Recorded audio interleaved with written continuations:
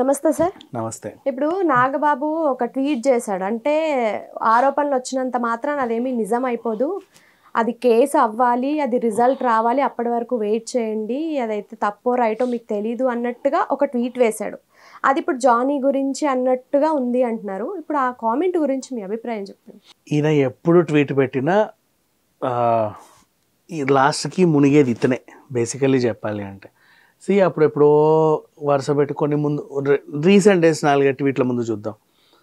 ఏది గరికపాటి ట్వీట్, ఆ పార్టీ ఈ పార్టీ ఏ పార్టీ అయినా పరిపాటి అని ఏదో పెట్టాడు. అక్కడ చిరంజీవికి గరికపాటి సారీ చెప్పుకున్నారు, సరే గరికపాటికి చిరంజీవి సారీ చెప్పుకున్నారు, ఇద్దరు కలిసి మా ఇంటికి భోజనానికి రండి అని అనుకున్నారు, బాగానే ఉన్నారు.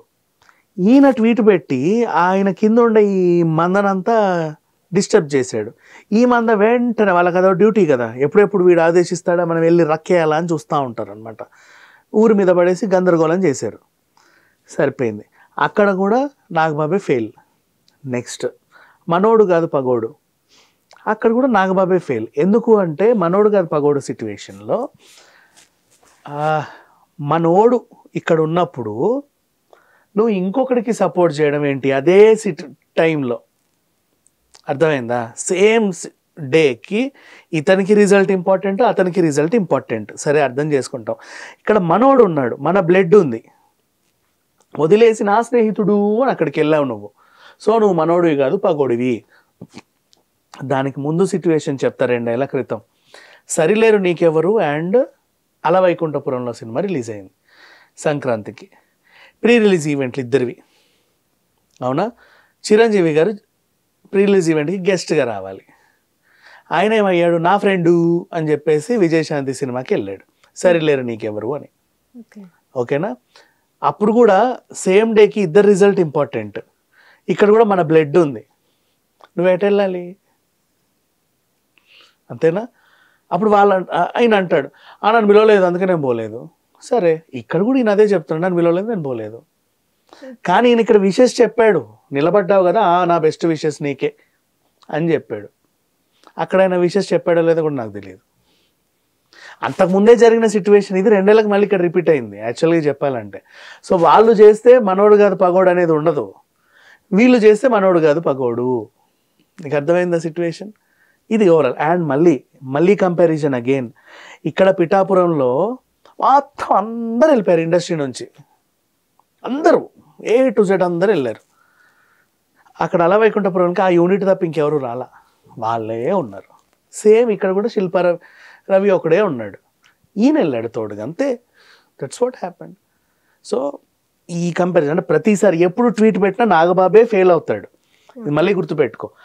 అండ్ ఇప్పుడు మళ్ళీ జానీ మాస్టర్ విషయం, ఈయనని మరి అంటిల్ అండ్ అన్లెస్ అది నేరం నిరూపణ కాకపోతే ఎవరిని కూడా మనము దోషిగా పరిగణించలేము అనేది నీ ట్వీట్. సరే బాగానే ఉంది, ఓకే, అర్థం చేసుకో. రేపు నేరము రుజువు అయింది, తల ఎక్కడ పెట్టుకుంటావు? దేనికి ఆవేశపడి ట్వీట్లు పెట్టడం? అంతేగా. ఏమనంటే ద ట్వీట్ వాజ్ డిలీటెడ్ అని చెప్పి మళ్ళీ రాస్తాడు, ట్వీట్ డిలీట్ చేసి మళ్ళీ ద ట్వీట్ వాజ్ డిలీటెడ్ అని పెడతాడు. ఇది విచిత్రం అంటే.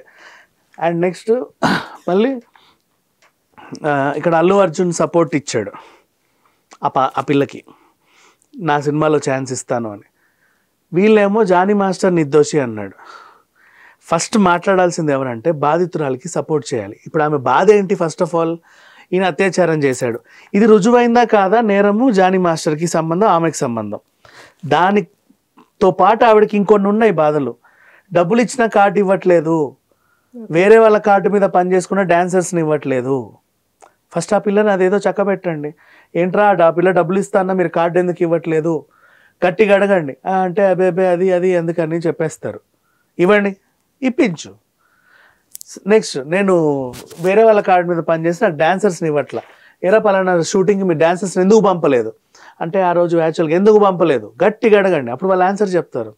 ఈ పిల్లకి ఫస్ట్ అన్యాయం అయితే జరుగుద్దిగా, దాని తర్వాత ఇతను గోకాడా లేదా రక్కాడా లేదా నెక్స్ట్ ఇన్వెస్టిగేట్ చేయండి.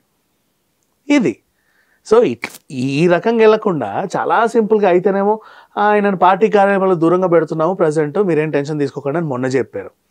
ఈరోజేమో ఆయనకు నేరం రుజువు కాలేదు కాబట్టి ఆయన మావోడే అని చెప్పుకున్నాం.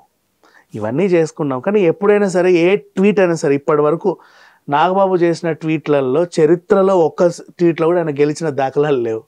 ఓకే మొత్తం ఉల్టా ట్వీట్లే ఉంటాయి. Okay sir, thank you.